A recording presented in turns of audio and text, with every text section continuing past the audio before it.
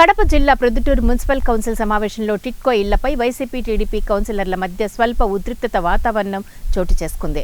గత ప్రభుత్వ హయాంలో టిట్కో ఇళ్లను ఎందుకు కూల్చివేశారు అంటూ ఎమ్మెల్యే వరదరాజుల రెడ్డి వైసీపీ కౌన్సిలర్లు చైర్మన్లను నిలదీశారు.